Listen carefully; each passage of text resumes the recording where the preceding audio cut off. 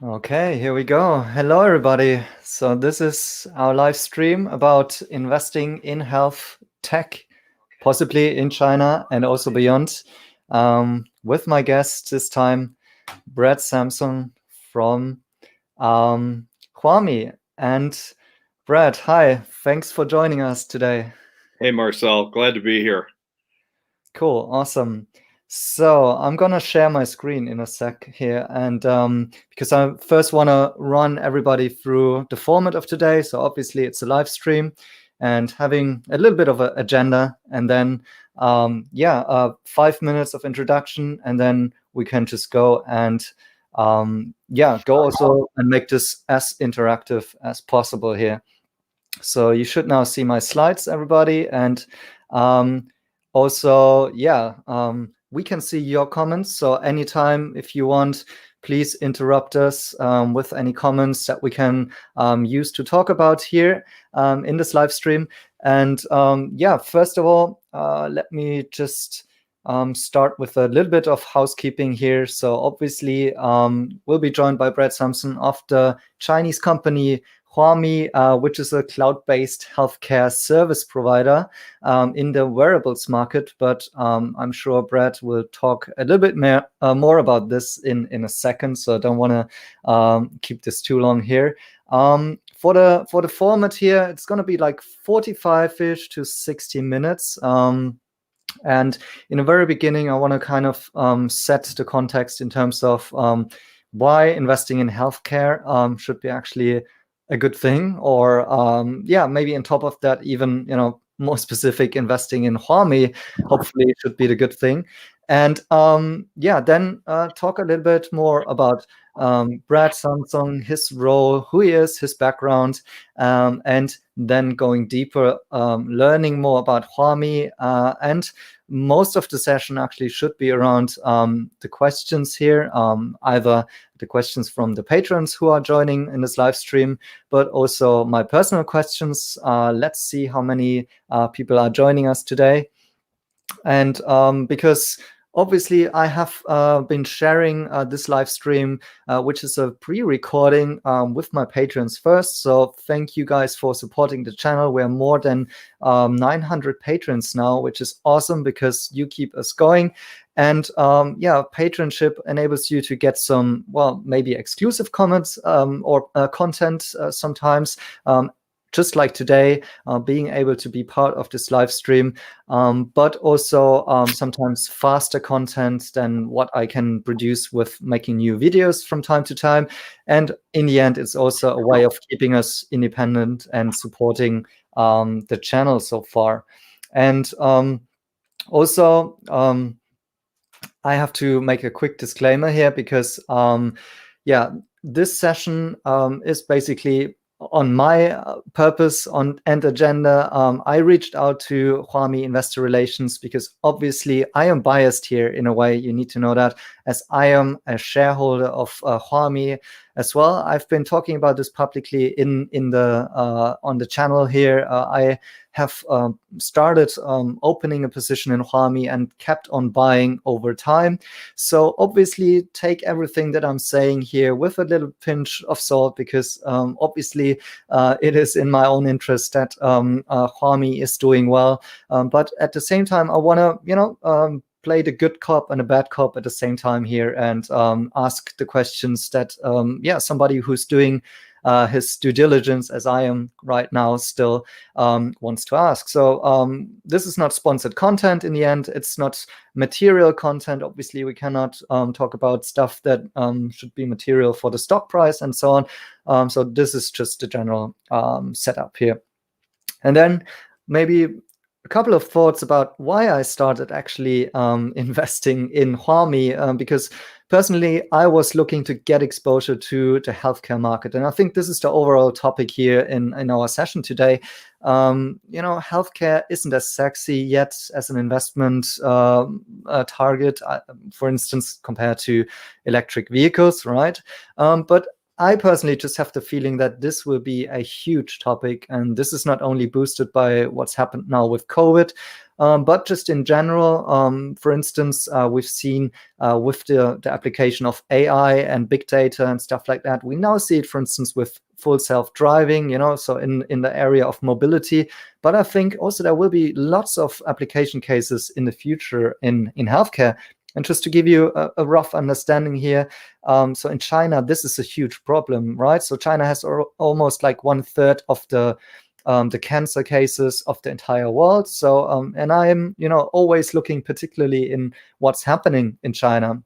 And also, for instance, those big illnesses like diabetes, which weren't a factor in China, let's say in the 80s, because, China has just only started to catch up economically, and we had a new middle class that is now trying to up their consumption and so on. And now suddenly you get those huge issues, like up to 15% of the population might be affected with, illnesses like diabetes over time. So from an entrepreneur's perspective and an investor's perspective, this is interesting, because I think that the larger the problem is the more exciting solutions should actually be found, and also hopefully commercialized on this. So, for instance, we see in China, connected health devices are getting much more adopted than anywhere else. So lots of digitization in hospitals, but also in a consumer market. So this is why it's interesting to looking at China, what's happening there, because there are a couple of factors here, you often have like kind of this national mandate, that the Chinese government says, like, we want to be AI leaders, for instance. You have a digital savvy population. You have maybe less of talk about privacy risk, usage of data.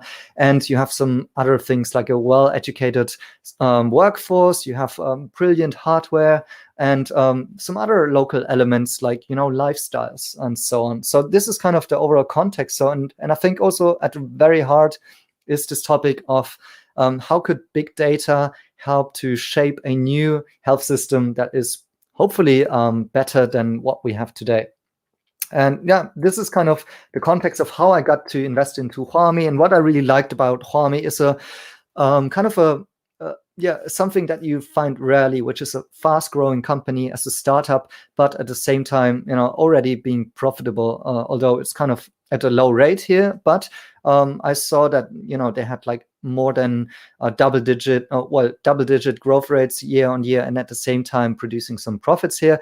Although we could see that, now obviously 2020, due to a couple of factors that we can now talk about, it's actually have been also a challenging year to Huami, of course, as well. So yeah, with that, let's dive deeper and yeah, also talk a little bit about Huami and investor relationships. So just to end here with my personal view on Huami, I started investing because I also saw that compared to some of their competitors, they are currently trading at a quite low valuation. So it was kind of low risk for me to get in and start a position and just get a feeling of where this company is going, because I thought, well, due to this, lower start in the valuation, not as overhyped as other companies out there, there is actually some room to grow, which doesn't mean necessarily that this will automatically happen. Right, so that's kind of the general context, and I'll leave it at that, and now bring in Brad. And Brad, thank you so much for joining us today at the Sunday, and also in the morning time at your place. So why don't you give a brief introduction of yourself, who you are, what you've been doing so far, and what brought you to joining Huami?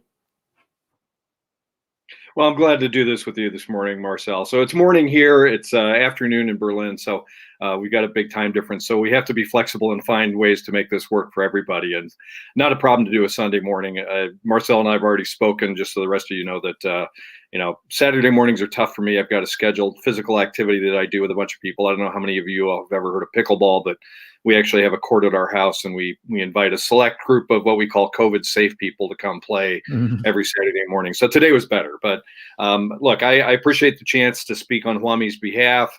Marcel, I appreciate your interest, and frankly, I'm perfectly happy to try and help answer any questions I can. I've been doing this for a long time. Huami is the sixth public company at which I've run investor relations. I've been doing this for pretty darn close to 30 years in one form or another, with a whole variety of different companies, the last almost 20 of which have been specifically in healthcare. And I've covered a lot of different parts of the healthcare industry, from payer technology to wellness programs. I used to work at Fitbit. I worked at a company called Vocera that does technology for critical communications in the hospital. So I've gotten a pretty good sense of how this market works. And one of the things that's happened is Huami did their IPO in 2018, and they did an initial roadshow to the US, and they never really came back. And the challenge was that, Marcel and I have a little bit of a time problem. Trust me, talking to China is really a time problem. I mean, most of the time conversations I have with the team in China take place after 9 p.m. my time in Arizona, which is kind of mid-morning for them. So it's a huge time problem, which created a lot of problems for them to talk to Wall Street here in the United States and help institutional investors understand the company. And as a result, over the last couple of years, while there are some U.S. holdings, there are no sell-side analysts here in the U.S. who cover the company, which is a problem. They're only based in Hong Kong. And again, because of the time difference, they don't really spend a lot of time talking to people here. And at the end of the day, the U.S. is really the primary capital market. If you really are serious about being global, you really need to be here. And so given my background in the space, my experience with investor relations, I joined the company in June. They called me out of the blue, and honestly, I'd never even heard of these guys. I'd heard of Xiaomi before, and didn't really even understand, even though I worked at Fitbit, the relationship that Huami develops products and builds them for Xiaomi to then sell. So that's why I joined. Besides, part of the value that I think I bring to the company is, besides just knowing how to talk to the street, with my experience in the space, I've also, in various companies, besides running investor relations, also run corporate communications, public relations, employee communications, even government lobbying. And in fact, one of my claims to fame is having fixed part of the Affordable Care Act that allowed your insurance company to actually pay for a wellness program here in the United States. I also co-wrote a book on the American healthcare system. So I'm pretty deep in healthcare, and I'm actually helping the company better understand how this market really works, what the perspective of investors really is, and that sort of thing. And so, given that long experience, part of my way of approaching this process is that I've learned over the years that that bigger, better companies don't overhype stuff. And so you'll find, as I try and talk about what the company is doing, I try and be very low on the hype factor and try and focus on more reality and setting proper expectations. We don't do ourselves any favors if I promise you the sun, the moon, and the stars, and then come, end of next fiscal year, you're like, Brad, what happened here? Where did all the things you promised go? I'd rather undersell you, and then you think I sandbagged you for the year, so that it's like, well, you guys did all this stuff. You didn't tell me this was all coming. And it's like, well, that's the safer way to go. So that's, as we talk through questions that you have, Marcel, and anybody else who asks a question, I'm going to tend to be on the conservative side in terms of how I respond to things. So just so you know. Yeah. But, part of my mission here is to develop the U.S. markets much more. Based on my experience, I know a whole number of the different sell-side analysts who cover the healthcare space in the United States, especially healthcare tech more than anything else. And I've got a target list of roughly 75 different sell-side analysts that I'm working on to try and get one or more of them to pick up coverage as soon as I can. And that will help us here in the U.S. That's a critical factor. And then I'm also working on things to try and drive awareness among institutional investors as well. Cool. Why don't we start with the basics? Like, how do you describe Huami as a company? What is Huami doing to investors usually? So the last part of your question there, Marcel, what did you ask on the last part of that? Did you ask about investors or? Yeah, I think like how would you describe it to an investor, like even let's say on Wall Street, but also speaking to retail investors, because these are obviously the audience here today. How do you describe Huami, like what's at the core of it? And then I think from there we can also move a little bit more deeper also, because I mean, obviously on the surface there is the products and the level and the description of Huami itself, but also I want to get a little bit of a feeling of what is your views on that, and also then talk a little bit deeper on where this could go next. Yeah. Okay, great. I just want to make sure I fully understood the question. Sure. Huami's a really interesting company. And again, I've worked with a lot of different public companies. And I think some of the key assets that we have as a company is, first of all, Chairman Wang is kind of relentlessly driven to innovate. And one of the key assets of the company that I recognize is that the pace of innovation that we have, I think, far outstrips anybody else in the industry. In terms of the cycle speed at which we go. For example, you've seen 2 new BIP model versions this year alone. The U just came out, the S was done earlier this year. We tend to think about these products in terms of having a product at a price point that's a real value leader. So that's part of our philosophy. And we constantly upgrade and update that, and so that pace of innovation is something that you won't see from Fitbit, you won't see from Garmin, you won't even see from Apple. So I mean, look, Apple is they'll do the Apple Watch 5, then they do the Apple Watch 6. So that's the pace of innovation is part of the asset. The other is what I'll call more of a global focus. One of the things that interests me in the company and made me want to work here is that, and look, I don't know how many of you, where the rest of your patrons are, Marcel, but just, you and I talked a little bit before we started rolling that one of the prejudices that we have here in the US is that because Apple is so ubiquitous and people in America, to a large extent, have so much disposable income, that there is a general assumption in the United States, especially among institutional investors. Now, remember, these are people who are in their 30s, 40s, 50s, who make a ton of money, and anything they want, they can buy. They want to buy a BMW, they go buy a BMW. They want to buy a new Apple Watch, it's not a big deal to spend $500. So there's this kind of natural assumption with many people in the United States and among institutional investors that, Apple just wins by default because they're big, they're cool, and they just win. Except that when you look at the worldwide market share for Apple's smartphone operating system, iOS, it's only 13% of the globe. And the other thing that you have to think about too, and I've run some numbers on this when I came into the company just to kind of refresh my thinking and make sure I understood the real numbers. 80% of the world's population lives on an average annual income that is 1/5 or less of the average annual income in the US. What that tells me is that most people can't afford an Apple Watch or an iPhone. And so if you're really going to serve the global market, fine, you can be Apple, you can skim the high end of the market and say, we're just going to deal with that and we'll take that. Fine. But you've got, billions of people worldwide, and Marcel, to the point you brought up earlier, where, we have these really weird global conflicting trends that are going on. On one hand, you have growing obesity epidemic that's affecting countries where it never existed 10 years ago, like you cited China. India has the same thing going on, right? And this is happening everywhere in the globe as more and more people, as economies get better and people do better, people are eating better and eating worse at the same time.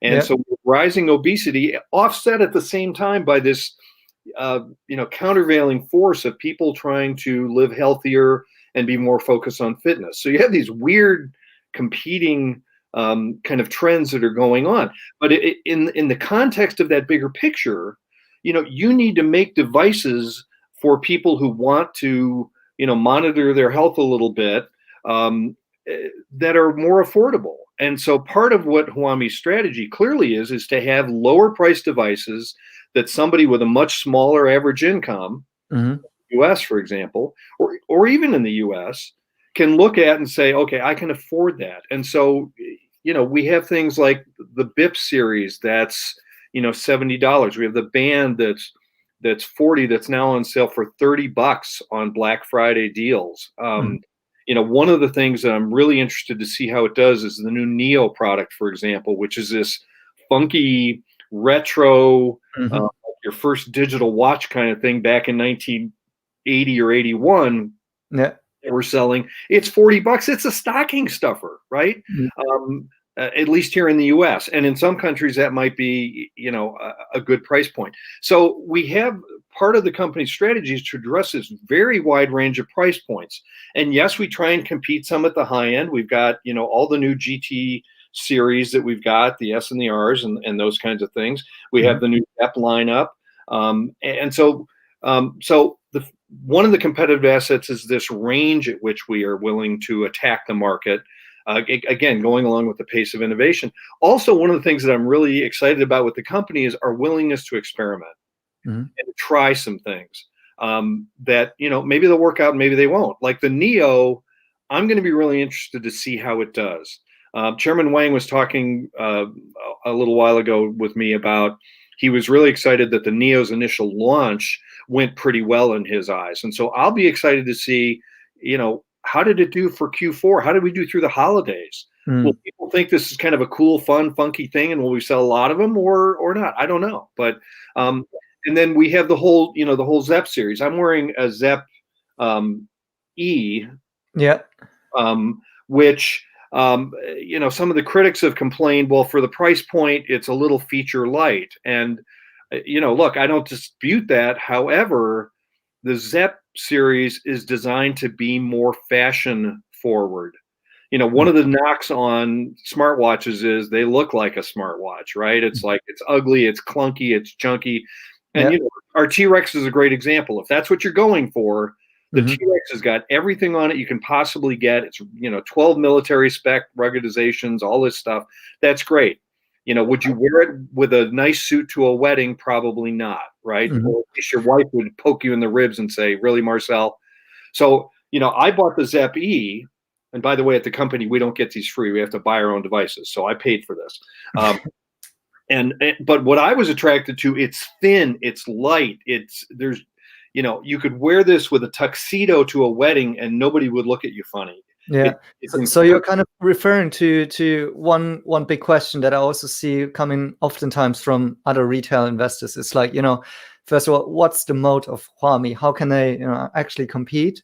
And my question relating to what you've just outlined, because what I get from you is kind of the strategy is, number one is really aggressively becoming mass market in terms of capturing market where others aren't, or where there is some left market space in terms of you mentioned how Apple can only come to a certain target group and also capture this type of market, and there seems to be room for other players to with the country strategy of Huami, which I'm getting, going in, for instance, into Eastern Europe and some other countries where possibly Apple hasn't penetrated yet. So that would be one thing.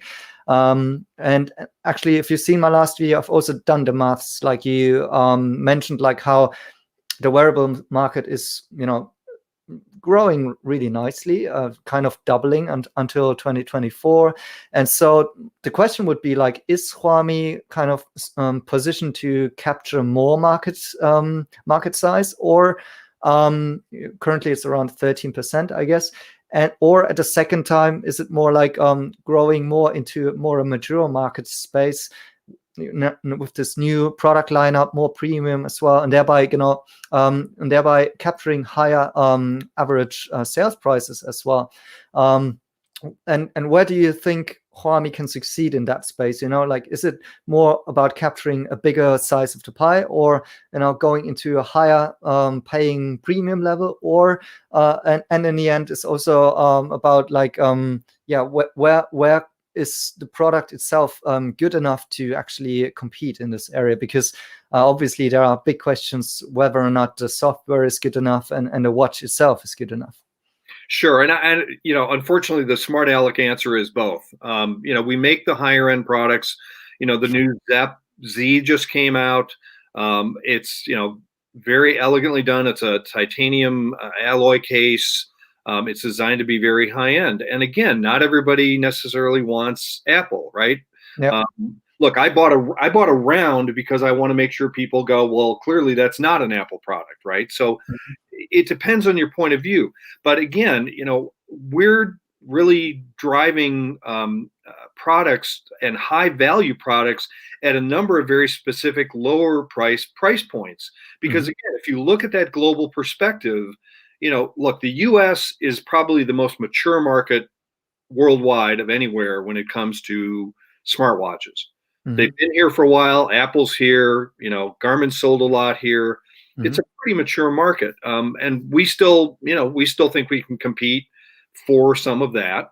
But when you look at the rest of the world, it's really more about more of these value price points. And again, it's sort of like Rolex is always going to be there among regular watches, right? And people will buy that partly for the status symbol, I've arrived, whatever. I think Apple Watch fills some of that, especially on a global basis. But then there's a lot of other people who don't necessarily care as much about having that type of status symbol or paying for that, and are perfectly happy to have something that's good, that's attractive, and that works well. And so we're focusing on a very broad range of things. And also part of that strategy, as you've seen this year, is last year at CES in January, we announced a treadmill, a mirror product. We've got scales that we do. We've got, two kinds of earbuds right now. And so we're playing very aggressively in these spaces. This is always part of the challenge, but I think we're, Marcel, again, it's an honest answer, but I think it's really kind of both. We're trying to do both. Okay, cool. And, I think, for example, I looked at your model in the last video, and, while I can't endorse a model fully because that's literally guidance, but, I don't think you made any assumptions in there that I would really disagree with. I think it's possible that our ASP will climb over time. On the other hand, it may not, depending on how many lower end products we sell. If we sell, millions and millions and millions of bit products, of Neo products, of bands and things, that may still keep ASP down or may even fall. But as long as we're able to make money on each one, and the company can remain profitable, which is our objective. And frankly, I was really happy to come to a company that's profitable.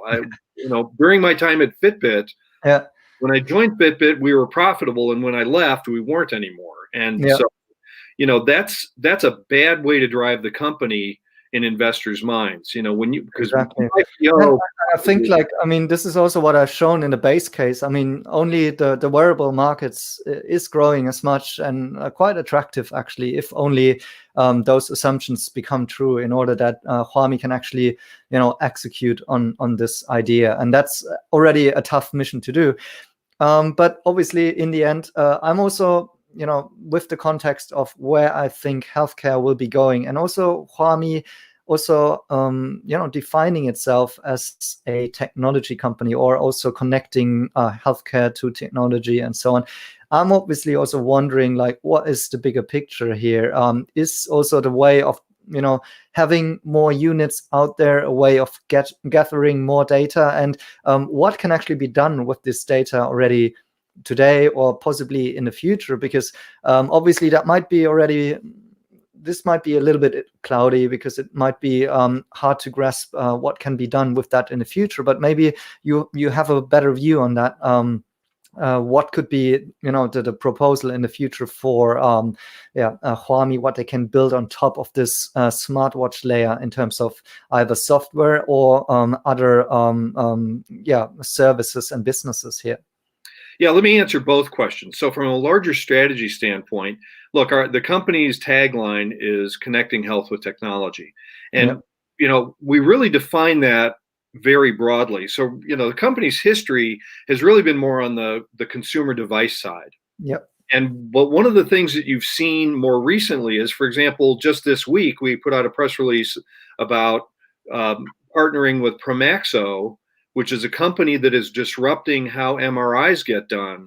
And where I think this gets very interesting is these new imaging technologies are going to disrupt not only the place, but the application and then the cost of doing some of this imaging. So Promaxo is literally taking MRI technology out of the hospital and putting it in the physician's office so you can do things right there.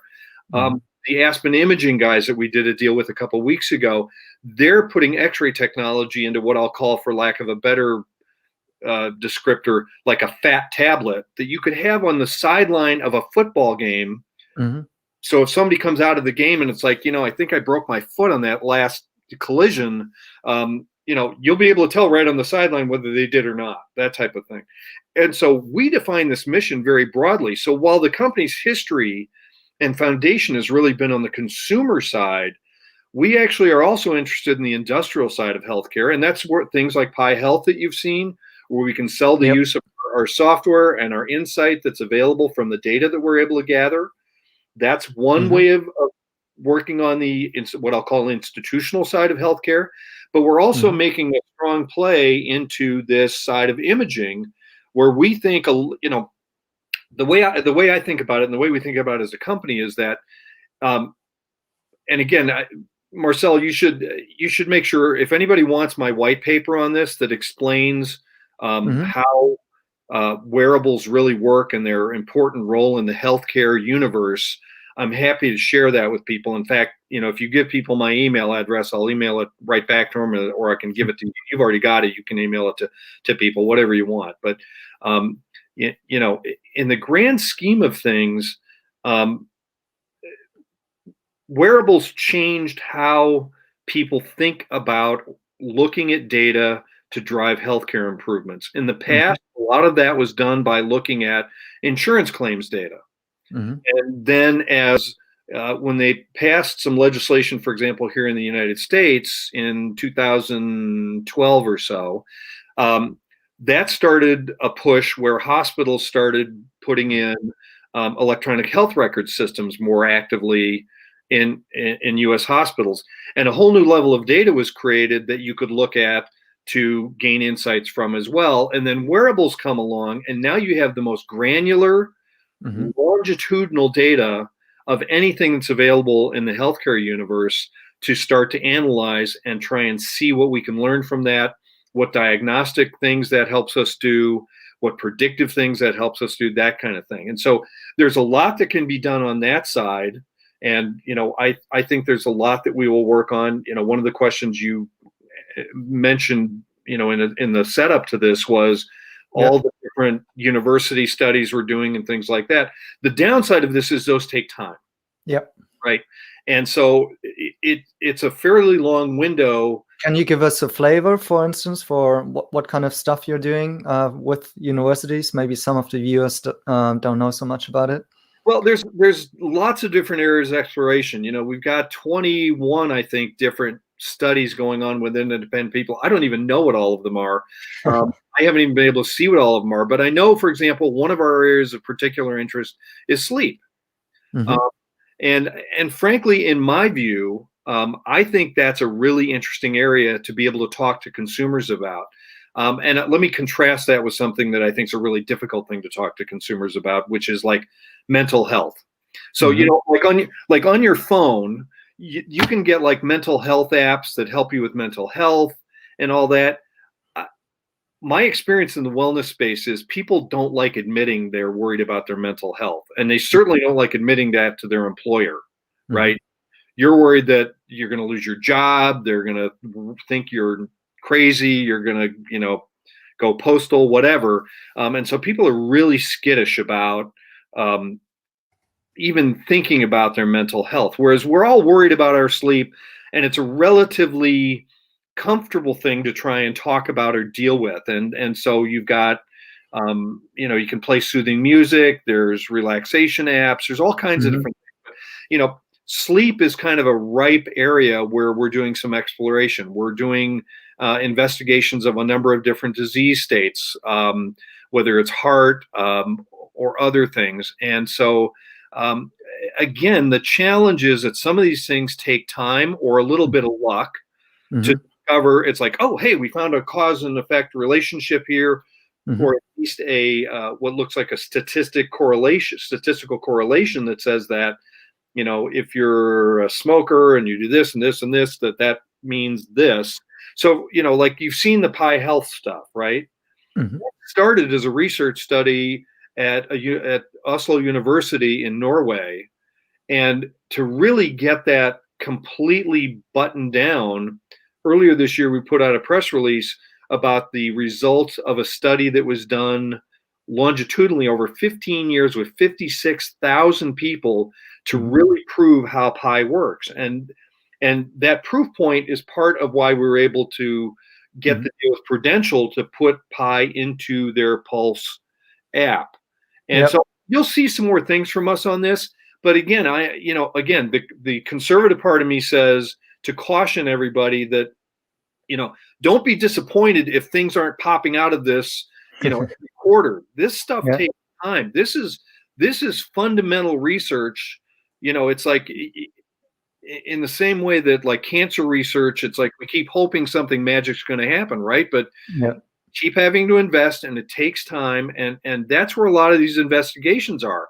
That's also why I was saying in the very beginning that I think healthcare as an investment might not be so interesting or sexy in that way already, because it's really hard to get an understanding of what might be possible, let's say in 5 to 10 years down the line. But it's cool to see those initial projects, for instance, with Pi Health, and everywhere, like where you have like a little case study already where you can show what can be done and also where you're working on. And I mean, parts of it is, for instance, now with the university studies that you're doing, and I can understand that it takes some time until you see some actual results there.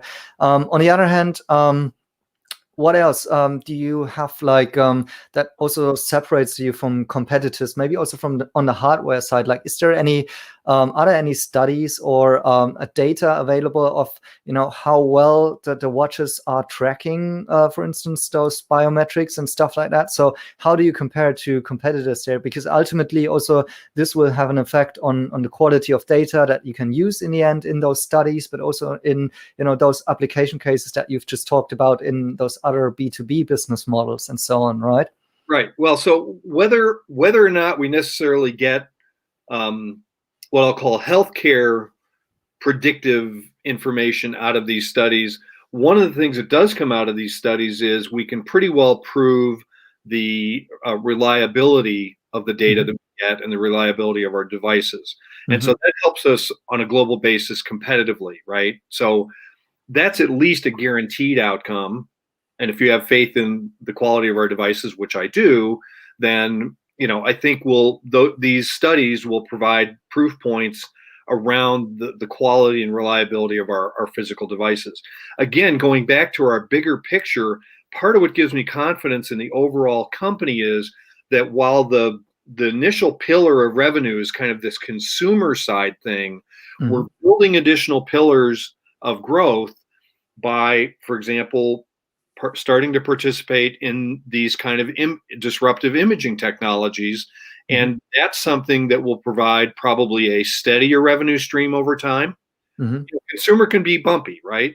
And you've also got seasonality. Q4, in this country, Father's Day, Mother's Day is big, and there's always those kinds of issues. But building these additional pillars of growth, such as getting into this imaging side of the business, and we're starting by partnering with people. I think over time you will see us doing maybe investing in some of those areas, and actually driving some revenue for ourselves out of those areas. So part of the idea of some of these partnerships on the industrial side are to be able to help these companies with some of their engineering, because we have expertise in miniaturization engineering.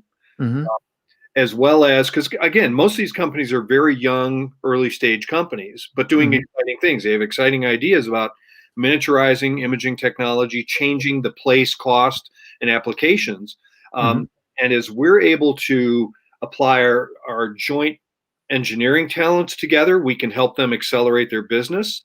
We believe that we can You help. do everything in-house, right? Like in terms of the hardware and also the software part. Do you develop everything?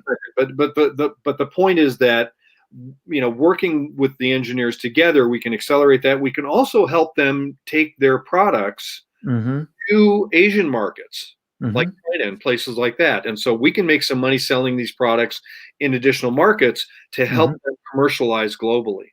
Cool. Back to the hardware specifically, you're right. One of the competitive advantages that I hadn't mentioned yet is we actually design and build our own chipset for these smartwatches, which means we don't have to pay somebody else for it, which gives us a cost advantage.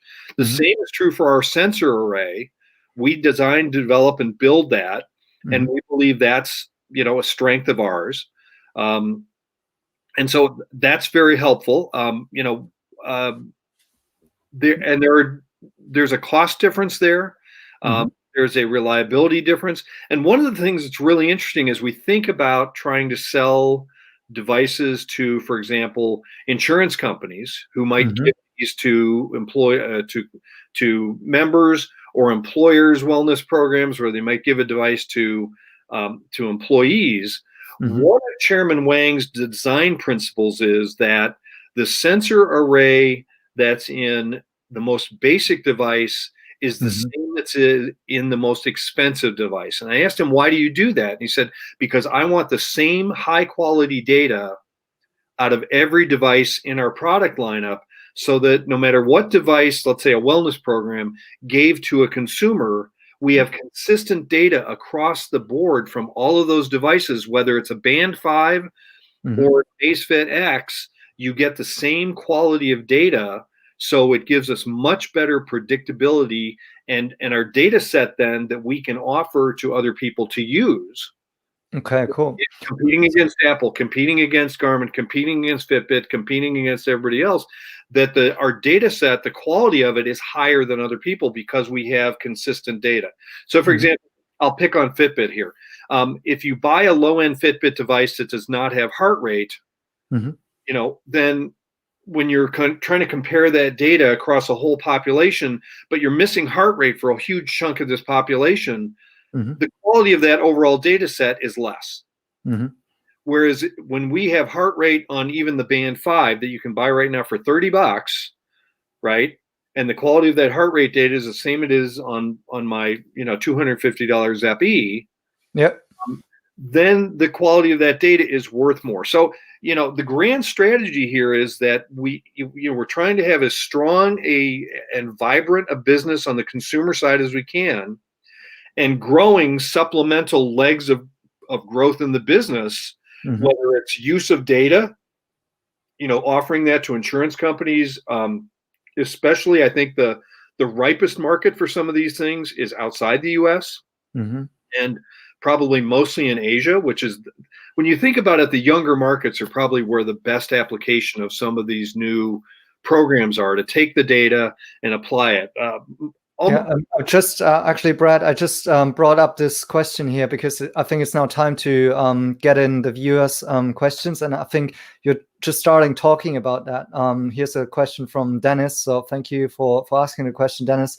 What is like the outlook of possible revenue streams, monetization of both data and software sides? So is there anything that you can share right now? Yeah, I can't give you hard numbers on that, but what I think, and it's a good question, because we ought to be thinking about this in terms of the business. So when you talk about the company, the challenge with the data side is that it's kind of a long-term sales process. Right? Trying to talk to an insurance company and say you should use the data.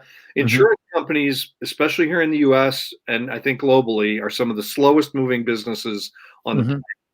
They don't. And I can imagine, like, where are we today? Do we already have proof that this is working somehow, or are we still kind of in a trial stage? Because once again, as I imagine, this is 5 to 10 years down the line. But what can we sell to them today already, to insurance companies? That's what we're doing with Pi Health right now, for example. Yeah. So that is proven. They said some of these other investigational studies someday could provide some really good data or algorithms that we can sell on the industrial side. Part of the idea of these other industrial things, like moving on the imaging side, that could actually provide revenues a lot faster, because these products, the products that we're working with so far, are already available in the market. And if we can help sell those in China and other parts of the world, that's ready to go.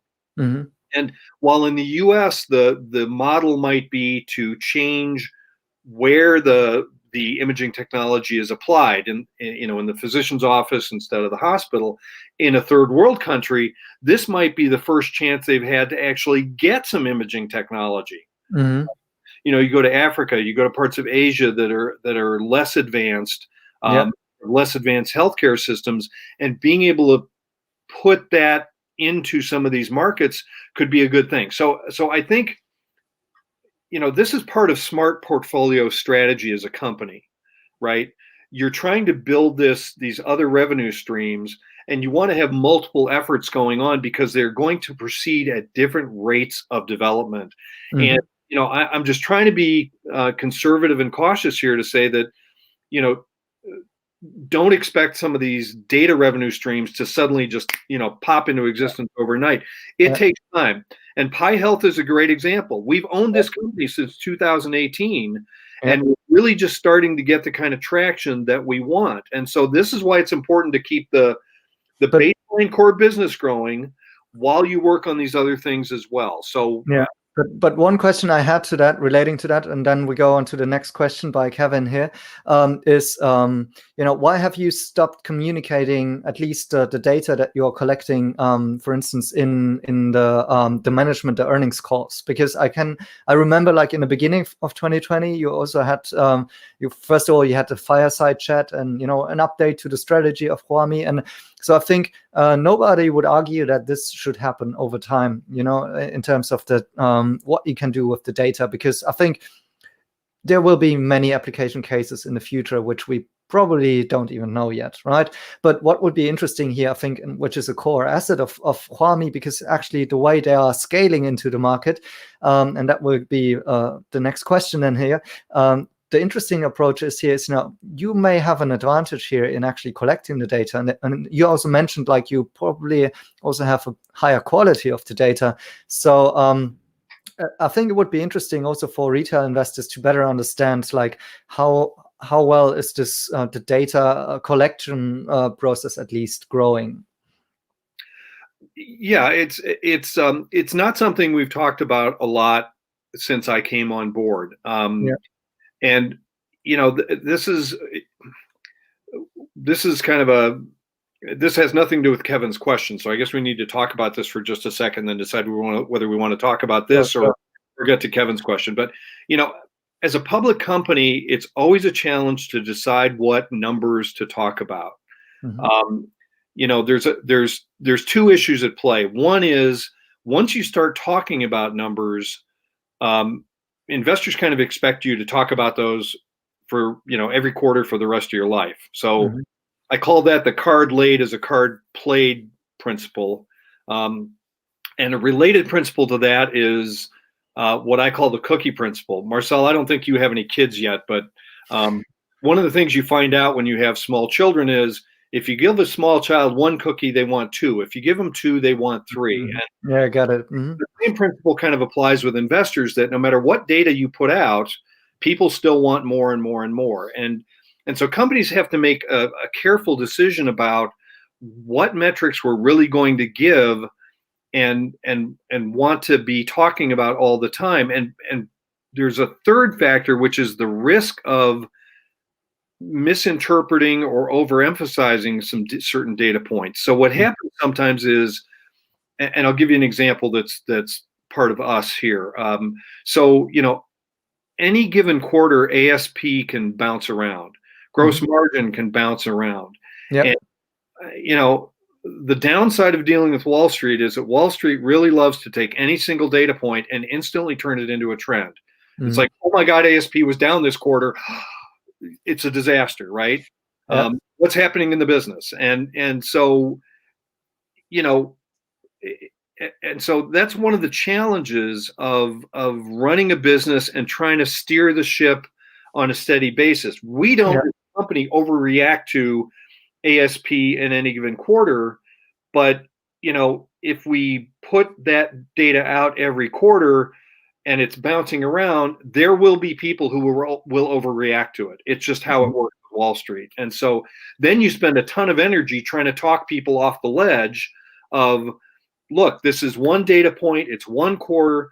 We need to look at this on a longer basis, because in any given quarter, product introductions, what we actually shipped, like to Xiaomi, might affect a quarter. There's all kinds of factors that make these things bounce around. So it's a hard decision to decide what you really want to disclose. I also want to be careful not to overhype some stuff. Like if we really overhype how much data we have, your next question to me then, Marcel, is, so Brad, what are you doing with it, right?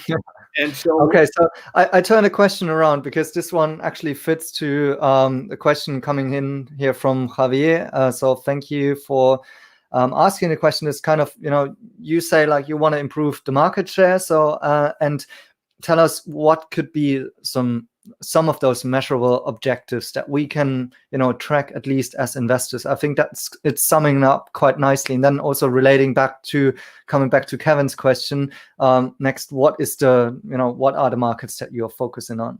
Yeah, let me finish one final thought on that. Sure, yeah, go ahead. Which is, so at the same time that I'm cautioning you that we're going to be careful about what numbers we put out and statistics we give, part of the way I view my job running investor relations is that I want to push for more disclosure over time. More disclosure is a good thing. Transparency is good. Management teams don't always like it because that means accountability, but I'm in favor of more disclosure. But this is something that I typically, when I come into a company, I have to work on over time. So I'm at the same time that I'm cautioning you, we're careful about this, I'm actually advocating inside the company for more disclosure on things. So that's that. So let's talk about market share. So one of the things that that I've started to look at to understand kind of our globalization is our activation data, right? One of the challenges we have is that we know where products that we sell mostly go. If we're selling to a retailer who sells across all of Europe or all of Asia, ultimately we don't know where those products go. And certainly that's true with Xiaomi, for example, where we ship carloads of product to their warehouses and they redistribute it through their channels. We have no idea where those go. So trying to talk about, where we are, where we aren't, is very difficult. But the best proxy I have for that is to look at the activation data. And one of the things as I've combed through it is to look at and to find out that the number of countries, for example, where we have significant number of device activations has really changed, for example, year over year. Let me just find my number here. I know I've got it here somewhere. It was, just bear with me a second. I was looking at it the other day, and it was, yeah, there it is. So looking at the activation data, the number of countries that we had 50,000 or more activations in the quarter, in this most recent quarter, was 29 compared to 10 countries in the year before quarter. So this says something about the global expansion. Now, the markets that we're in, Kevin's question here, is, I think the markets that we're strongest in today are places like, at least for the Amazfit brand, are places like a number of European countries, some Asian countries. In China, although in China, I think Xiaomi dominates there compared to us, although we're trying to do more there ourselves. And there's always a certain amount of friction there between us and Xiaomi on those kinds of things. The U.S. market is fairly mature, and we have a strong effort here. We've got a U.S. group in Cupertino who runs things in the U.S. But again, the U.S. is more of a mature market, so it's a little slower growing. It's kind of a replacement market more than anything else. Although there's still a large number of people in this country who've never owned a smartwatch or wristband. And so we're competing actively there as well. But I think our primary markets are one, to continue to grow and defend, if you will, a lot of the European markets. There's a lot of Asian markets that are still really up for grabs, if you will, that have not been heavily penetrated. And it's not just China. You've got, Indonesia. You've got, a number of different markets there. Australia.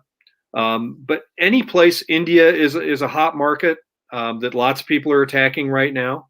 And so we're trying to balance how much we have to spend in terms of promotional expense against trying to drive those markets. So for example, you saw in the last couple of quarterly calls, that our sales and marketing spend is up significantly this year. Yep.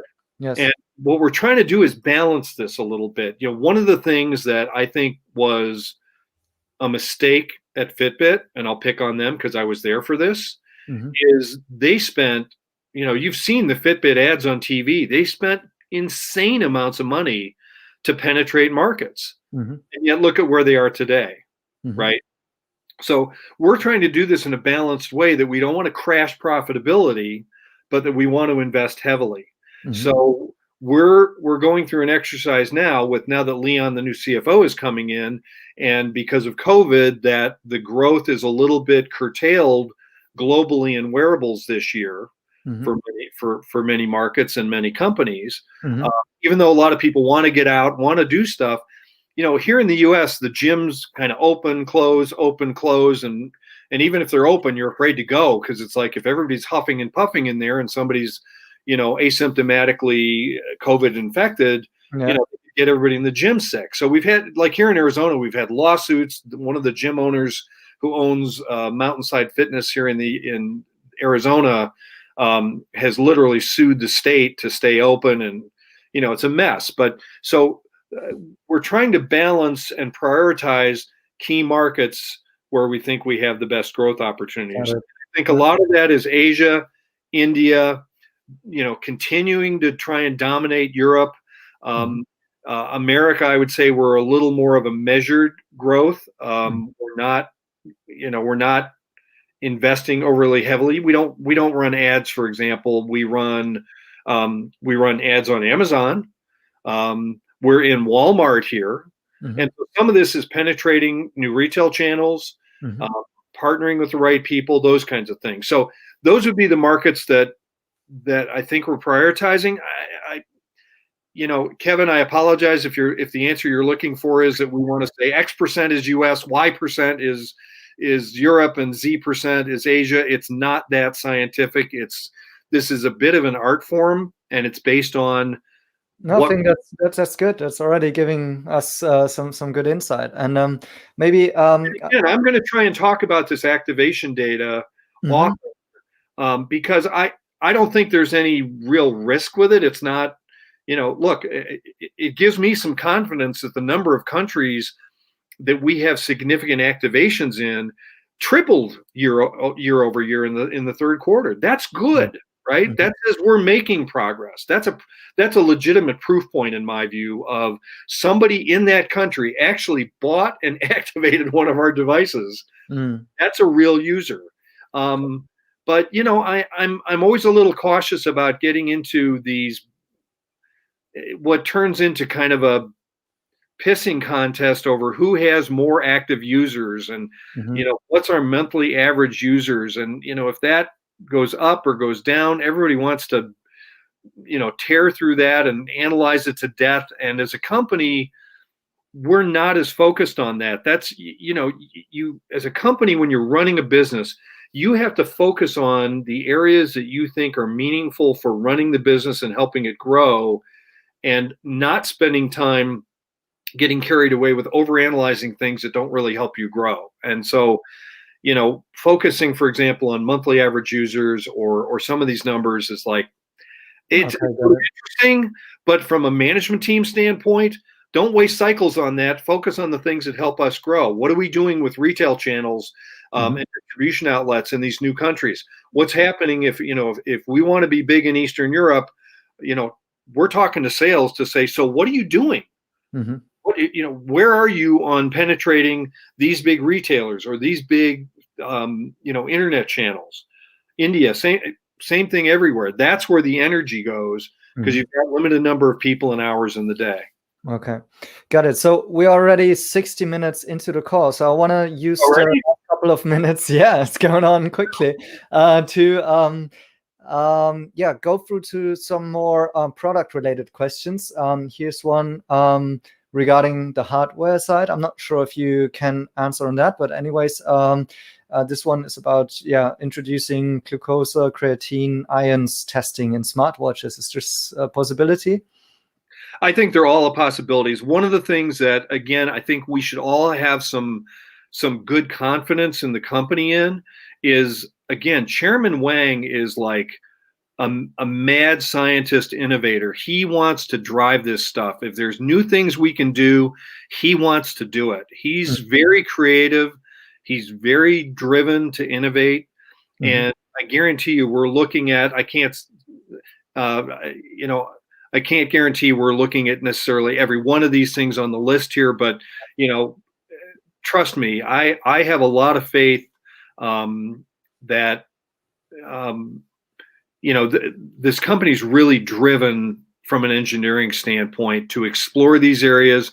And for some of these things, if you can be the first to get to some of these things, you've created a competitive advantage in the marketplace, right?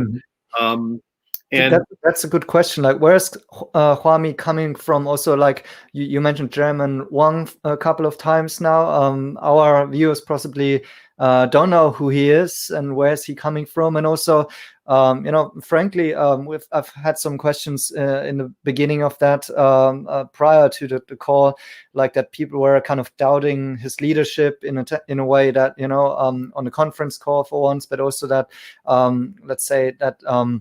How is he going to manage like a global company, like where even the US culture is fairly different, right? As well as a Chinese startup, that's quite challenging. On top of that, maybe you've got a few words or a take on about the founder, because as far as I know, it's also a largely owned company by the founders, right? Right. So he's got more skin in the game on our stock price than any of the rest of us. So, and that's always good. That's a good thing in my mind. It's like when, so if the stock goes down as it has in recent weeks, he's the one who's hurt the most of any of us. And so that's always a good thing. But I think one of the things that I really like about Wang, besides his creativity, is he is smart about bringing in additional brain power into the company. I mean, I'm not Chinese. I don't even speak Chinese. And I'm not culturally attuned, but they brought me in because I understand the US market and how to relate to US investors and those kinds of things. Leon Deng, our new CFO, he came from Amsterdam. Yes. He still technically lives there. Yep. He's been with Philips for the better part of his career, and he has a truly global perspective. I mean, Philips is a monster, right? Yeah. He ran the finance group for divisions that are 3 times the size of Huami, and that's just one group within Philips. So, he brings a level of, Leon brings a level of discipline and global expertise that's very valuable. And so, you noticed we just recently added a new independent board member, Bing Yi, who comes out of Texas Instruments. Yeah. He ran global sales for Texas Instruments. So, to me, this is a good sign that in addition to Wang's, he's driving the engineering side. He also recognizes I need expertise from here and from here and from here, and I'm going to bring people into the company that can help us drive that global perspective. We have a guy who is based here in the United States who's become a very good friend of mine, Tim Huchin, who's the the head of doing our biz dev, in other words, a lot of the M&A stuff, Yes. brought in a guy who I worked with at Fitbit, Gareth Jones, who's based in the UK, and he's driving both sales and business development activities over there. So we're bringing in a lot of people that are helping to make this more and more a global company, because that's what you need. And look, to be honest, there are always going to be growing pains with this stuff where, you know, friction between the China team who said, well, we were always in charge of this, but to really be global, you have to delegate some of this out to local markets to say, you know, so for example, you know, Mike Young is the COO of the company. He's based in Cupertino, and he's Chinese American, and he understands the U.S. market as well. He's the COO of the company. And so, you know, he's driving a lot of what's happening in the Western Hemisphere with Tim and I and people like that. And so that's part of what gives me a lot of faith that, because where it gets dangerous with companies that I've seen in the past is if one person thinks they know everything, that's huge amount of risk. If the person who's running the company knows that they don't know everything and says, I'm going to bring in the other people to the team that will help us get where we need to go. And I feel like that's what Chairman Wang is doing, you know, very nicely right now.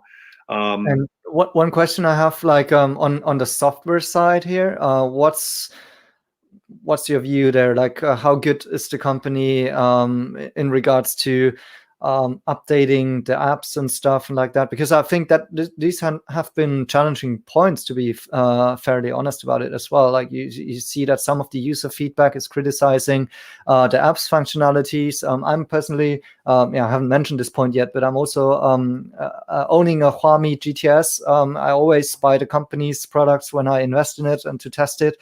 I use it for tracking my runs and stuff like that, and for me it's perfectly fine.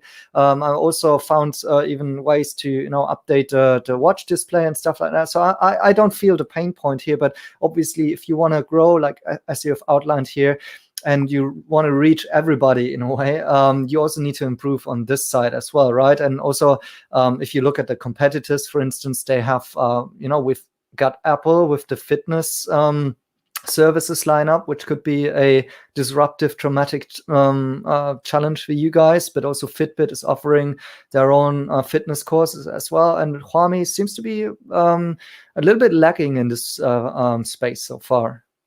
I think it depends on your perspective. You know, it's interesting. So I own and have installed 5 or 6 different devices now since I joined the company. My wife and I each have an E.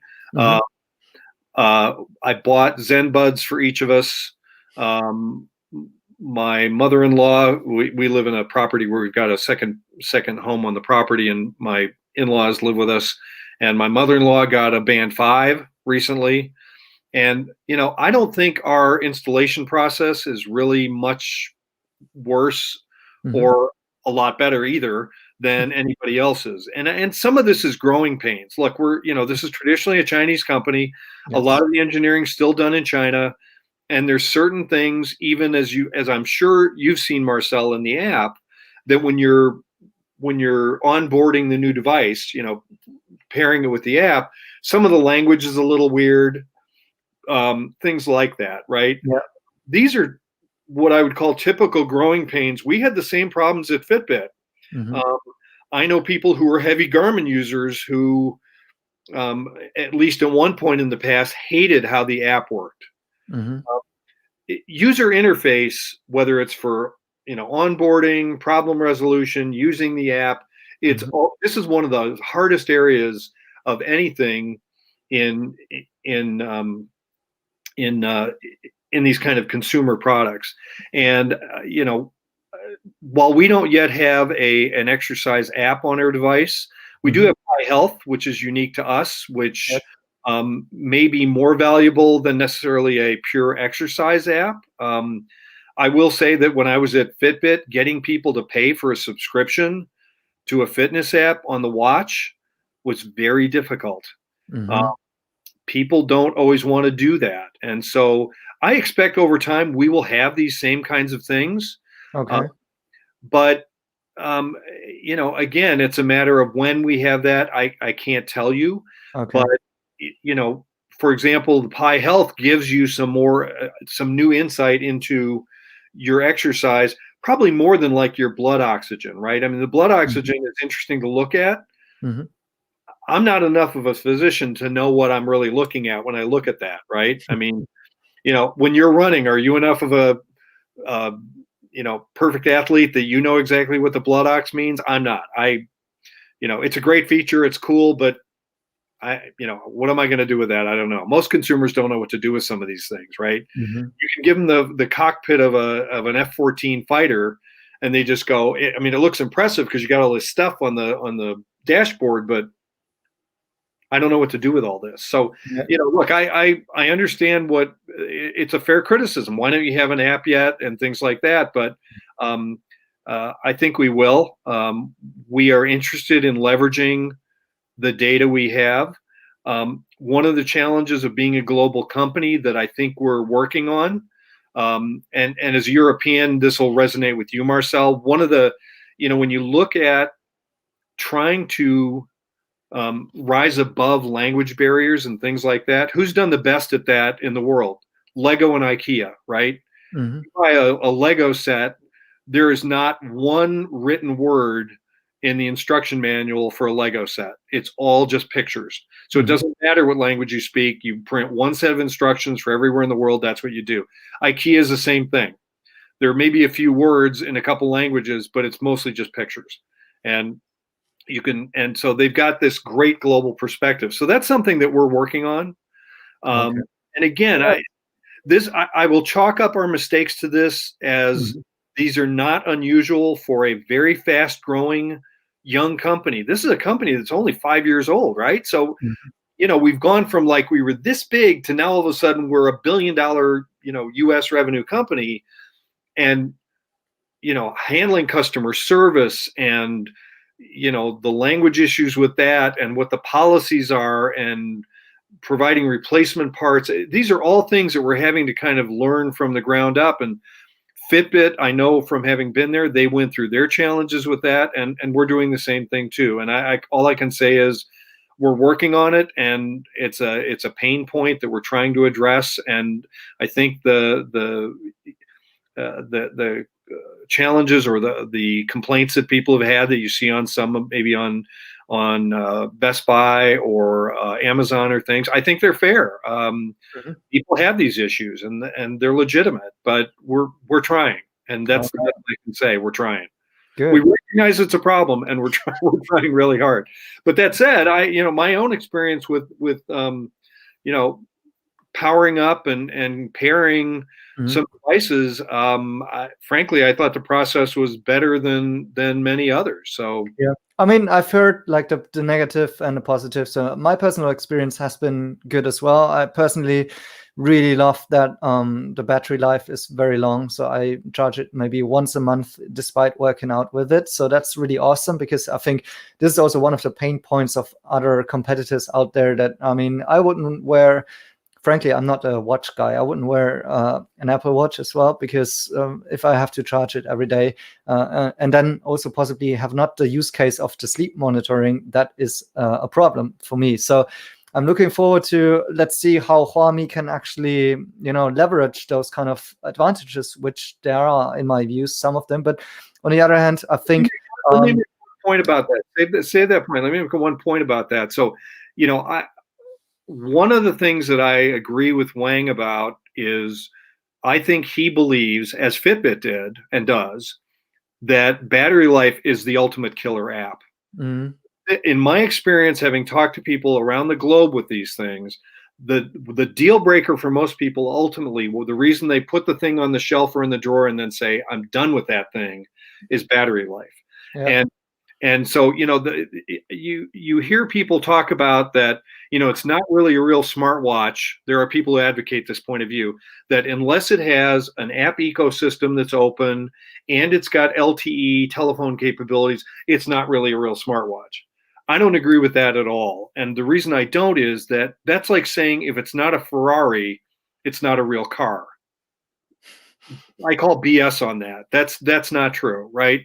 You can have a fancier car or a less fancy car. It doesn't mean it's still not a car. And one of the problems with open infrastructure, app infrastructures, is that if you look at the incentive system for being an app developer, it's literally negative towards the watchmaker. In other words, if I'm selling an app, when somebody goes into the app store to look at the app I'm trying to sell them, whether it's for a phone or a smartwatch, I want to make that app look like it does all this cool stuff and it's got all these cool graphics and it's really attractive in the app store. And the problem with that is all those things are memory hogs and power hogs. But as an app developer, I don't care. That's the watch company's problem. So Huami is probably not going down the line and launching its own app store, I guess. So well, we could model at some point. That's certainly a possibility. Okay. But for many of the devices that we have now, battery life is paramount. Yeah. And that's why on the current devices, I would never say never on this, because we could easily decide at some point, you know what, we'll make a device and create an open infrastructure. And if enough people want it, we'll sell it. But again, that's part of the company's creativity and willingness to experiment and do different things.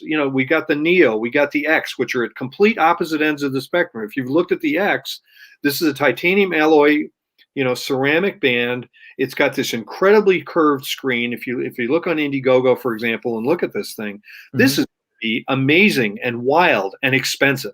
But we'll see how it goes. Yeah. All right, Brad. I think let's go back to the last user question. So we have all of them wrapped up, because I think we should get to the end of it now. We're already 20 minutes more than what we've expected to do, but this is awesome because it seems like there's so much to talk about and it's interesting. So I think we've talked about this partnership already a little bit, but maybe you can summarize it once again. Like, what is the vision behind this partnership, and where could something like this go, or maybe generally the B2B business with Huami, because you've got also Aspen and others in 5 to 10 years? If you look at this from a big picture standpoint and step back and say, there are many possible outcomes of deals like Promaxo and Aspen. The fact that we've done more than one should say something to you. As a Wall Street person, I might assume from that the company is making a play in the small downsizing of imaging space. And part of that is we believe that leverages our expertise in miniaturization.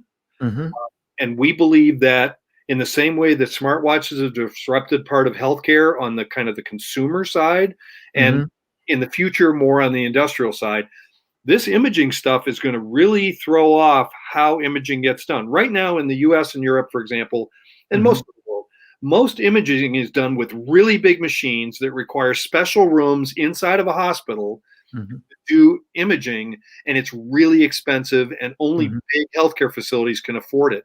If you can move that out to closer to the point of care, to the physician's office, to the side of the field, you're going to completely upend everything, and it's going to change how healthcare gets delivered, and it's going to impact the costs in a positive way, right? So, the fact what would be Huami's role in that? Would they help this company make their products better or bring something new together on a market? And this one, actually coming back to my final and last question, but this is something maybe quite interesting, because there was a rumor also that actually, I think, also derived from a Weibo tweet from Chairman Wang about smart devices together with Tesla, where even Elon Musk denied that they're not working with Huami on a partnership of doing smart wearables and so on. But what we also know is kind of that Huami is doing some research on brain implants and stuff like, which is similar to what Elon Musk is doing with Neuralink. So maybe shed a little bit of light onto this B2B sphere. Like, where does Huami position itself there? Do they want to provide the expertise that they're currently having, or actually bringing something themselves to the market with the new partnership that they can commercialize on? It's the latter. Part of the idea is to work together from an engineering standpoint to do a couple things. One, to accelerate this young company like Promaxo, to accelerate their time to market. So in other words, if we can help them, get these products miniaturized even further than they are now, that's part of the idea. The other part is to actually help them commercialize globally. We're pretty much already a global company, at least partly. Mm-hmm. At the very least, we can help some of these companies that are US or based in Europe get into China. I mean, we're based there, so we can actually sell these in China and drive revenue for ourselves there. When you look at this and say, all right, you've already done 2 of these, does that mean you're going to try and be a actual player in this space? I'd say that's kind of what it looks like, doesn't it? So if you think about the potential future is, while the consumer side has been our primary revenue stream, part of the corporate strategy is to drive additional revenue streams, some of which could be on the institutional side. Some of those could be data. But as I said before, some of those are going to take some time to develop. These revenue streams that we might develop on the imaging side might come faster. And so we might be able to actually create a stronger growth pillar, a third growth pillar in that space by becoming a major player in imaging through partnerships and other things, and ultimately become known that way. I mean, look, Philips did the same thing. GE does the same thing, right? GE makes light bulbs. They also make X-ray machines, right? And nuclear power plants. And so it's a sort of typical, and frankly, I think a good thing for us to diversify our revenue streams so that if there's a hiccup like this year in COVID in the consumer side, that it's not a disaster, right? And so you always want to do that. You want to be developing these additional revenue streams. And honestly, we have a vision of creating a very large, very diversified, and a company that really connects technology with healthcare in a lot of different ways, not just on our wrists and things like that. So, and Marcel, as we're closing up, I'm happy to do more of these in the future. Yeah. Whenever you want to schedule one of these, if you want to do them quarterly, if you want to do something special, whatever you'd like to do, I'm happy to answer questions.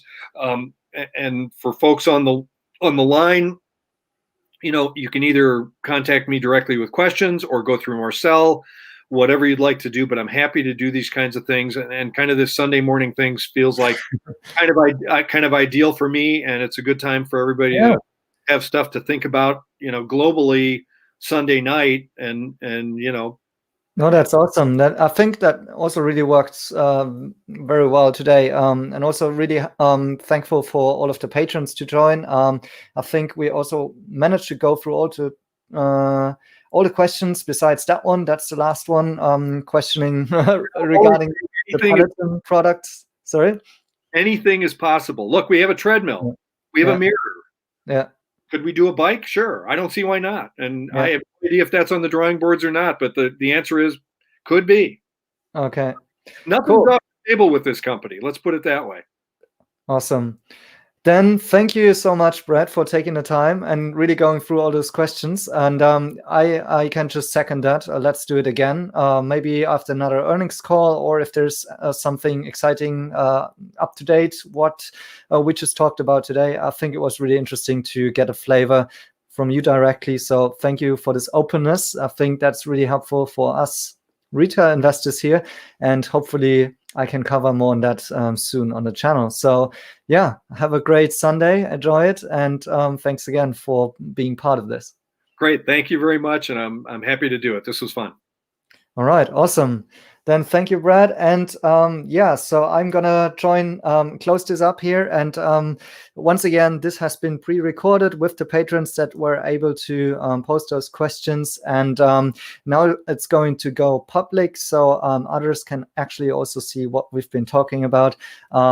Thank you for joining it on a Sunday. And please give us some feedback if you like this kind of a concept, if you want more Chinese companies possibly covered like that directly from the company, maybe their investor relations. I think it's not really common to see, like the investors relations going out like this, coming onto a YouTube channel, talking to retail investors. So I really hope that more companies could do that in the future as well. This was personally a first for our channel here as well. So hope you enjoyed it. And yeah, enjoy the Sunday once again, and see you in the next one.